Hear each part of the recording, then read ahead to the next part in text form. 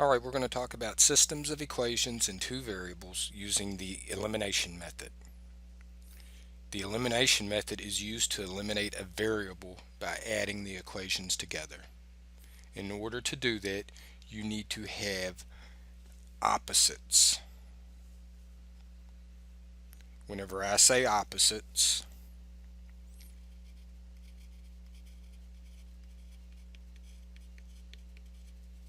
we generally think of like a negative 3 and 3, or a negative 2 and 2. Okay. But we also are looking at the variable with it. So an opposite can be this, a negative x and x, or a negative 2x, 2x. And whenever I add those together, I make a 0. I eliminate that term in the equation. It does not matter which variable you eliminate. Eliminate either variable. Eliminate the one that's easiest with the given equations.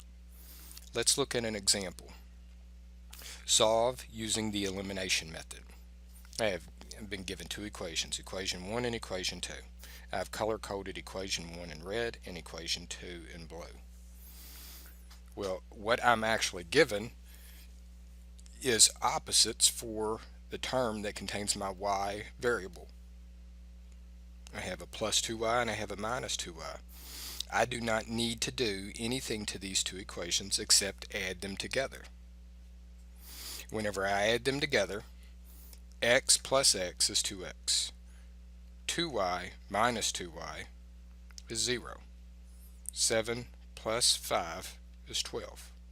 I end up with 2x equals 12. Therefore, x equals 6. I now know the value of x. I take the value of x and I plug it into either equation 1 or equation 2. And I solve for my value of y. So I take 6 and I chose to plug into equation 1.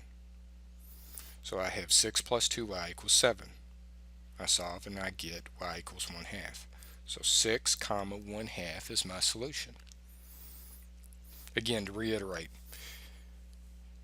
whenever you use elimination, you are going to eliminate one of the variables. You're going to cause that variable to become 0, thus solving for the other variable. In the two equations that I'm given, if you'll notice that the terms that contain the y variable are opposites. I do not need to do anything to my equations except add them together and I will be able to eliminate the y value. I could have chosen to multiply through by a negative 1 on either equation 1 or equation 2 and then been able to eliminate the x value. But I just chose to go what was easiest. They're already set up, so just add them together. Let's look at some examples.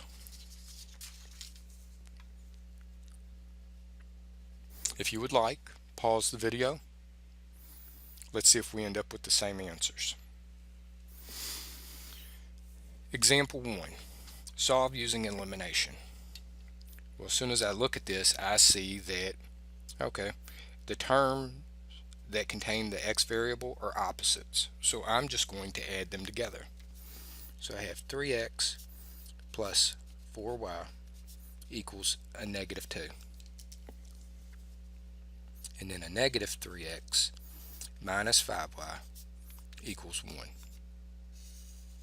I'm going to add these together. 0. I'll go ahead and write that in so that way you understand. That's what we're trying to make happen. We've eliminated x. It's now 0. Minus y equals a negative 1.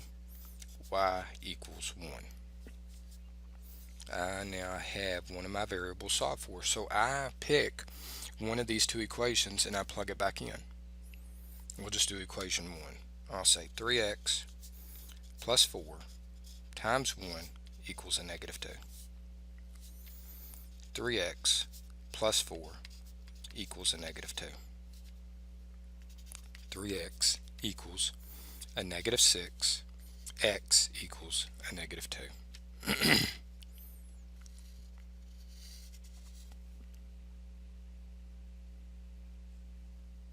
My solution negative 2, 1. And I need to plug it in and verify that it's that. The reason I'm not doing it is just for length of the videos, but I should plug it back into both of those equations. Okay.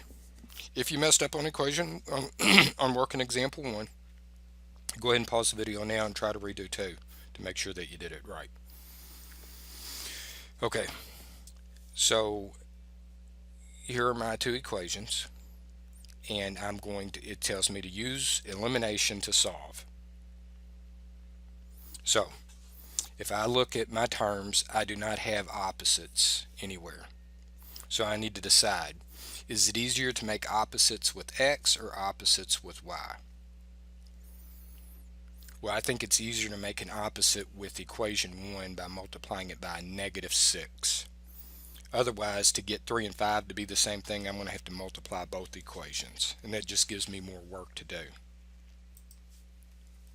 So I'm going to multiply equation 1, I'll write it up here, negative 6 times equation 1.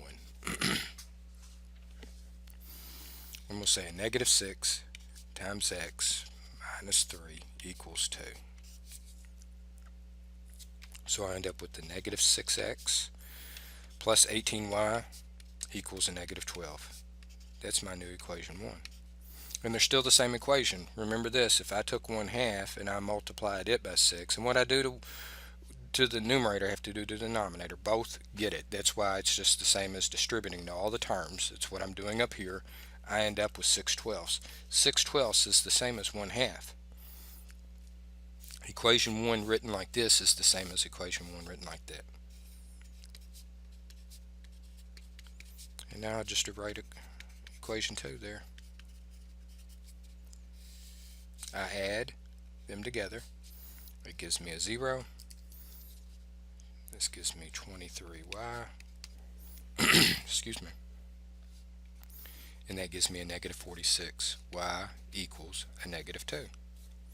So I take my value of y and I plug it back into one of the equations. I'll just do equation 1. X minus 3 times a negative 2 equals 2.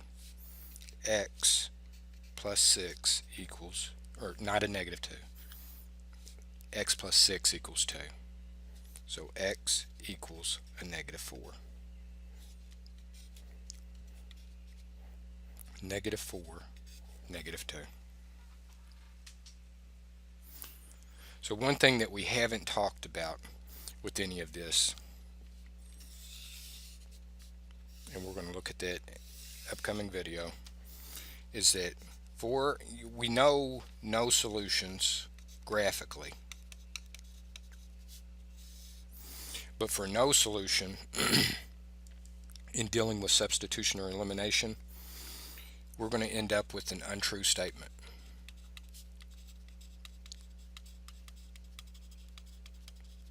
We're going to end up with something that says like 2 equals 3. That's not true. Or like a negative 4 equals 8. That's not true. Whenever we end up with an untrue statement, whenever we're solving, no solution. Whenever we end up with infinitely many solutions, or whenever we have the solution set being infinitely many, we end up with just a true statement. And usually what happens is your variables are going to be canceled out and you're just going to be left with 2 numbers. And you'll end up with something like 3 equals 3, or a negative 5 equals a negative 5. Whenever that happens, we end up with a true statement.